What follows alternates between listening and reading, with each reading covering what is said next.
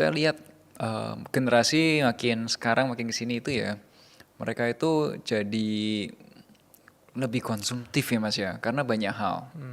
Satu dari segi pembayaran, waduh sekarang itu tuh sangat mudah banget Mas. Zaman dulu ya, kalau di usia saya 20-an, ketika mau beli makanan atau mau beli apapun, itu tuh harus tarik tunai atau pakai enggak, atau kalau enggak pakai debit. Pol-polnya kredit card. Udah itu, opsinya 3. Sekarang kita nggak usah tuh keluar rumah bawa dompet, yang penting bawa handphone. Ya. Ya kan, pakai kris, kemudian atau sekarang teman-teman mungkin Gen Z lebih suka pakai pay later. Meskipun saya pribadi kurang relate dengan pay later ya. Maksudnya kurang relate karena saya tidak menggunakan pay later. Saya lebih pakai kartu kredit. Tapi teman-teman Gen Z tuh pakainya kris, pakainya pay later gitu ya. Atau mungkin juga dompet digital, wallet gitu ya. Nah, itu satu dipermudah pembayarannya. Yang kedua, kebutuhannya di-create. Ini yang bahaya. Kebutuhan di-create. Kebutuhan di-create tuh gini Mas. Awalnya kita nggak perlu tuh yang namanya tuh harus subscribe untuk nonton film gitu. Oke. Kita nonton film tuh ya dulu ke YouTube atau ke bioskop. Dan nggak setiap hari ke bioskop gitu. Sesekali aja gitu, mungkin sebulan itu bisa 2 kali atau 3 kali ketika lagi hangout atau ketika lagi pacaran gitu kan. Yeah.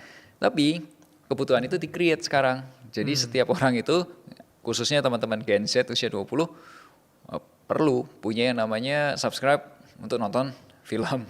Itu satu. Subscribe untuk dengerin musik. Terus kemudian subscribe anything, subscribe di semua di subscribe. Itu juga lumayan gede. Udah ada juga di-create kebutuhan apa? Kebutuhan ngopi. Ya, ngopi itu ya standar minum kopi itu bukan kopi yang zaman dulu kopi saset. Iya, ya. Standar sekarang itu tuh standarnya berbeda gitu. Benar. Standarnya sekarang tuh standarnya ya namanya kopi gula aren gitu. Itu standar. Kemudian standar untuk botol minum, standar untuk makan siang, standar untuk sepatu, standar untuk lari gitu atau standar untuk ini. Semua dibikin standar baru gitu. Dan itu tuh di-create Mas. Jadi ini mungkin sedikit melenceng dari cerita keuangan, tapi saya tuh pernah nonton film dokumentari. Jadi pada saat itu kondisinya tuh konteksnya tuh lagi Perang Dunia Kedua. Dan kejadiannya itu di Amerika. Aku lupa filmnya tapi ini agak spill isinya ya dokumentarinya. Nah, pada waktu itu ketika tentara Amerika perang di luar Amerika, itu kehabisan stok daging. Kebutuhan dalam negeri pada saat itu tentaranya perang, tapi di Amerika pun dalam negerinya itu juga masih konsumsi daging. Jadi daging yang mau dilempar ke pasukannya Amerika kurang. Terus Mas tahu nggak bagaimana cara create sesuatu?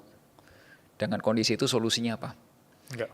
Dikampanyekan makan jeroan itu lebih baik daripada makan daging.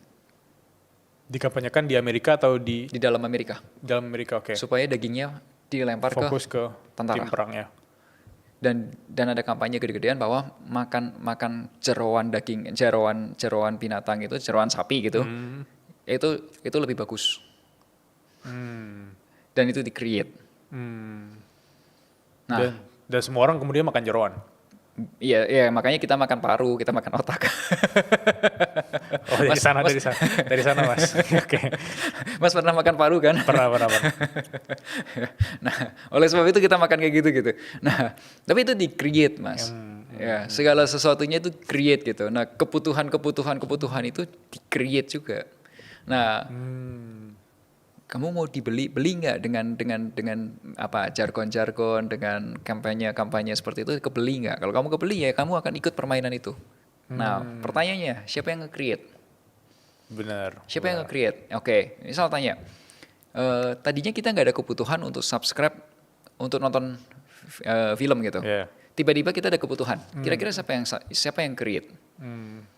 Ya yang pasti yang dapat untung dari ini siapa? Nah itu yang create. Kalau misal nih tadinya kita minum kopi saset, oke nggak ada masalah. Atau nggak minum kopi pun nggak ada masalah. Tiba-tiba kita harus minum kopi aren hampir tiap hari.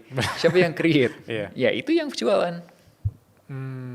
They create. Nah kalau itu semua dibeli, semua diiyain, semua dipenuhin, Wah, ya mau uang berapapun Mas, nggak harus Gen Z, nggak harus yang usia 20-an, mau usia 20-an, mau usia 30-an, mau usia 40-an, atau bahkan pensiun pun ngikutin itu semua ya nggak kebeli.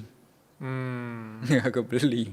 wah masuk akal. Jadi yang bisa aku pahami tadi emang apapun kebutuhan anak 20-an terutama ya, itu datang dari keinginan mereka pribadi dan mereka create sendiri. Misalnya kalau Mas Melvin juga ngikutin anak 20-an sekarang kan kalau ada permasalahan sedikit atau mental health problems lah di kantor, Oke. create-nya healing berarti. Sebulan sekali ke Bali, sebulan sekali ke Singapura gitu. Iya. Nah, dari sana kan udah kelihatan konsumtifnya atau kebiasaan menghabiskan uang. Berarti itu tanda kutipnya memang dari kita sendiri ya Mas. Dan